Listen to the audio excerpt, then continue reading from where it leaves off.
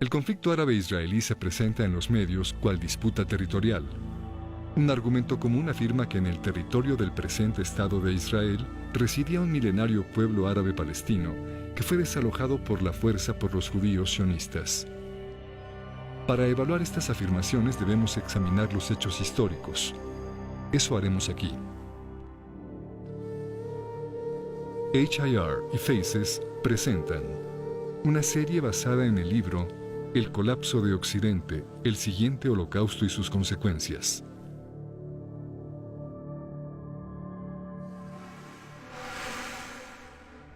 Fueron los romanos quienes, en el siglo II de la Era Común, primero usaron el nombre Siria-Palestina para Jerusalén y zonas aledañas. Era un uso incorrecto. En griego, Palestina quiere decir tierra de filisteos, pero los filisteos nunca ocuparon más que una pequeña tira en la costa mediterránea oriental, incluyendo parte de la actual Franja de Gaza, y habían dejado de existir hacía siglos. Los romanos habían conquistado un lugar llamado Reino de Judá, y ellos mismos, al poseerlo, lo llamaron Provincia de Judea. Ambos nombres quieren decir País de Judíos. ¿Por qué entonces cambiaron los romanos el nombre a Siria-Palestina? La comunidad y religión judía se organizan alrededor de la ley de Moisés, la cual, de acuerdo al Éxodo, nació en una revuelta de esclavos. Esto explica que la ley de Moisés denuncie la opresión y proteja a los pobres. También explica las preocupaciones de la aristocracia castrense romana. En aquellos días los judíos eran una enorme población distribuida por todo el Mediterráneo. La mayor inquietud de los romanos era que la popularidad de la ley de Moisés entre los pueblos oprimidos del imperio pudiese desembocar en revolución. Para evitar ese desenlace, el imperio lanzó enormes matanzas de judíos que ahora recordamos como la Primera Guerra Judía, la Revuelta de la Diáspora y la Segunda Guerra Judía. De acuerdo a los historiadores, en su conjunto y en términos proporcionales, los romanos asesinaron quizá más judíos que Adolfo Hitler. Una vez concluido el genocidio, el emperador Adriano, luego de destruir Jerusalén en el siglo II, trajo griegos a poblarla y prohibió la entrada, so pena de muerte, a los judíos. La ciudad fue renombrada Aelia Capitolina y el área Siria-Palestina. En términos políticos, Palestina quiere decir aquí no hay judíos ni se permiten.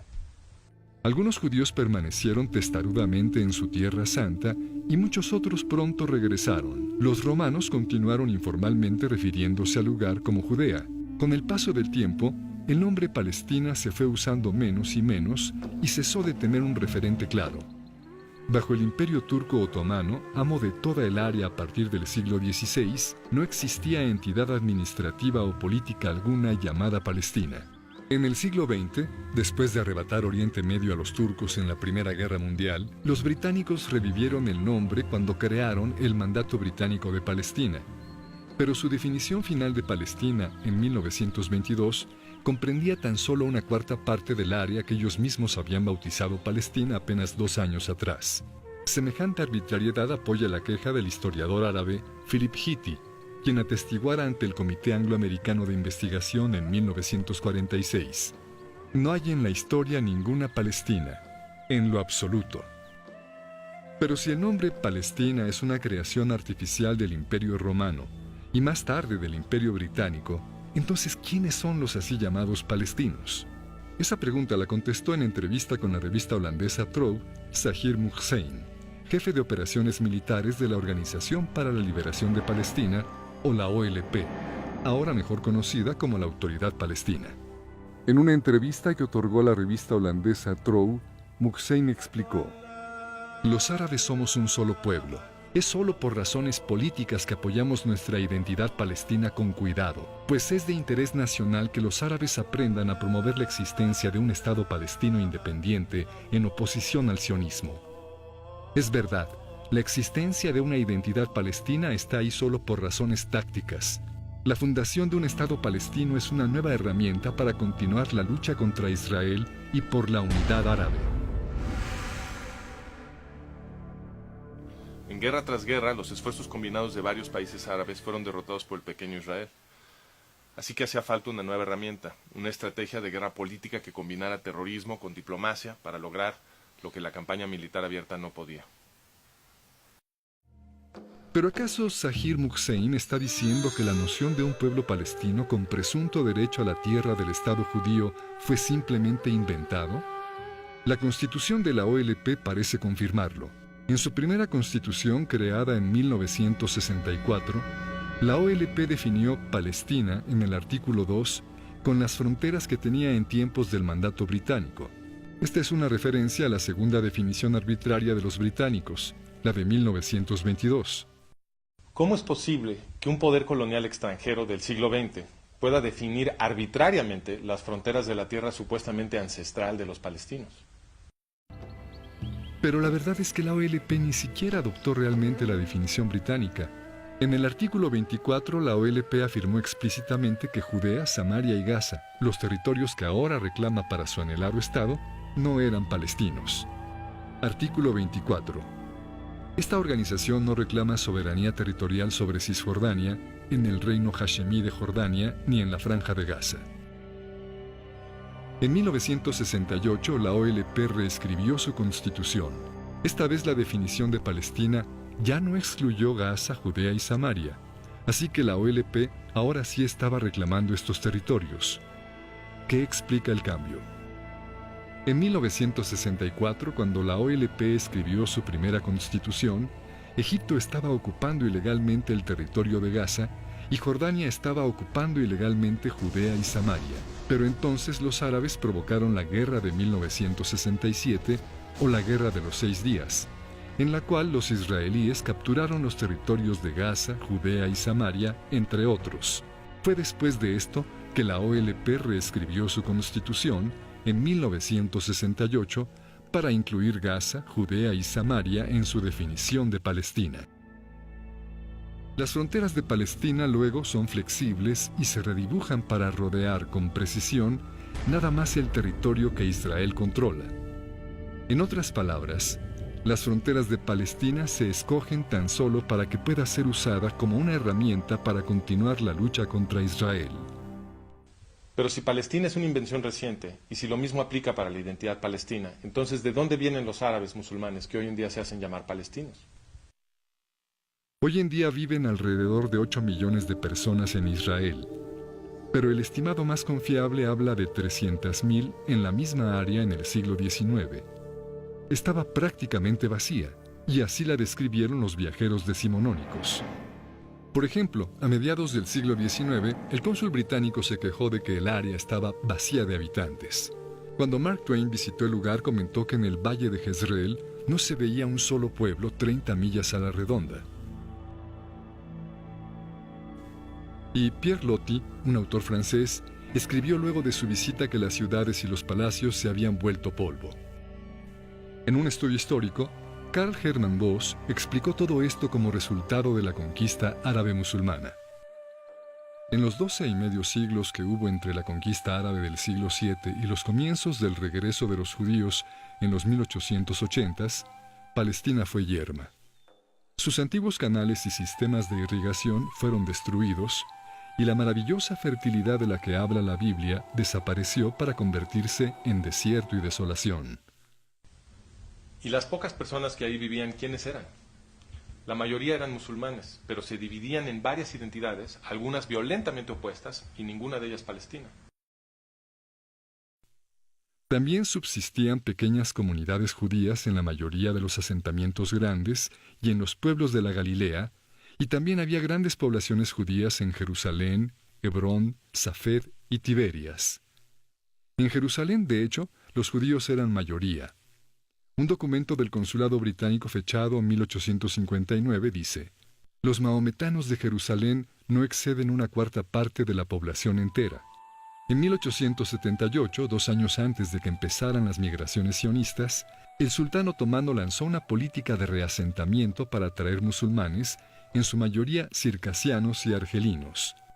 El historiador Arnold Blumberg explica: después de 1880, los empujes del naciente nacionalismo judío, del patrocinio turco de la colonización de musulmanes foráneos y de la inmigración espontánea de árabes atraídos por la nueva prosperidad de Palestina, cambiaron el carácter demográfico de estas tierras. En 1878, enormes olas de inmigración musulmana comenzaron a llegar a lo que había sido en esencia un terreno baldío. Es obvio que la mayoría de quienes ahora se llaman palestinos no tienen raíces milenarias en aquel lugar. Esto lo confirma el comportamiento de la ONU, pues ha definido al refugiado palestino como cualquier no judío que hubiese partido durante la guerra de 1948 y cuya familia hubiese residido en el área tan solo 2 años. Sin esta definición, la población de así llamados refugiados palestinos se reduce casi a nada. Ahora bien, casi todo mundo reconoce que los judíos sionistas se asentaron sobre todo en tierra yerma que nadie usaba. El propio rey Abdullah, quien participaría en el esfuerzo por destruir el incipiente Estado judío en 1948, escribió en 1946: «Me asombré de ver los asentamientos judíos. Habían colonizado las dunas de arena, tomado agua de ellas y las habían transformado en un paraíso». El rescate judío de la tierra produjo un resplandor económico que atrajo a muchos árabes de países vecinos buscando una mejor vida. Y estos engordaron las filas de quienes más tarde se harían llamar palestinos. Muchos creen, sin embargo, que los judíos sionistas robaron las tierras sobre las cuales se asentaron. ¿Fue así? Esa pregunta la contestó Haj Amin al-Husseini, padre del movimiento palestino. En 1936, Husseini, muftí de Jerusalén, lanzó su cuarta oleada terrorista contra los judíos del mandato británico de Palestina. La llamó la Revuelta Árabe. Esta violencia duró hasta 1939. En 1937, el gobierno británico envió un equipo a investigar, encabezado por Lord Peel. Su misión era establecer lo que sucedía y por qué. Llamó a Husseini a comparecer como testigo. Sir Lori Hammond preguntó a Husseini si el problema era que los judíos habían tomado tierras árabes por la fuerza. Husseini contestó: «En la mayoría de los casos las tierras fueron adquiridas. Lo que pregunto es si fueron adquiridas por la fuerza, con compulsión, como si hubiesen sido adquiridas para uso público. No, no fue así. No fueron adquiridas por la fuerza». No. ¿Pero entonces estas tierras que ascienden a los 700,000 dunams de hecho fueron vendidas? Sí, fueron vendidas, pero el país fue puesto en condiciones para facilitar aquellas adquisiciones. No estoy seguro de estarle entendiendo. Fueron vendidas. ¿Quién las vendió? Los terratenientes. ¿Árabes? En su mayoría eran árabes. ¿Hubo alguna compulsión para que vendieran? Y si así fue, ¿de quién? Como en otros países, hay gente que se ve forzada por las circunstancias, las fuerzas económicas, a vender su tierra. Los terratenientes árabes que según Husseini habían sido forzados a vender sus tierras eran los Efendi, los grandes señores feudales de la zona. Ellos hacían lo que les viniera en gana. Nadie los forzó a vender. Y vendieron sus tierras menos productivas a precios altísimos. De hecho, la familia del mismo Husseini, terratenientes Efendi de primerísimo orden, lucraba tremendamente con estas ventas. Los Husseini primero amenazaban de muerte a los pequeños terratenientes si osaban cometer el así llamado crimen nacional de vender tierra a los judíos. Luego compraban esos predios a precios de bancarrota, los consolidaban y se los revendían a los judíos a precios de extorsión. El historiador Nathan Weinstock explica: en otras palabras, la propaganda hipernacionalista se convirtió en un negocio lucrativo, un fraude gangsteril al estilo estadounidense para la aristocracia árabe. En conclusión, es falso decir que un milenario pueblo palestino vio sus tierras arrebatadas por los judíos sionistas. Primero, porque no había tal pueblo palestino en esa tierra, y segundo, porque los judíos sionistas compraron las tierras de terratenientes árabes que las vendieron gustosos a precios muy por encima del precio de mercado. Para ver la documentación detallada que apoya las afirmaciones de este video, visita El colapso de Occidente, el siguiente holocausto y sus consecuencias. Parte 1, capítulo 1. Se ha dicho que Gran Bretaña se alió con los sionistas para establecer el Estado judío, pero los gobernantes británicos de hecho se aliaron con Haj Amin al-Husseini. Ese será el tema de nuestro siguiente video.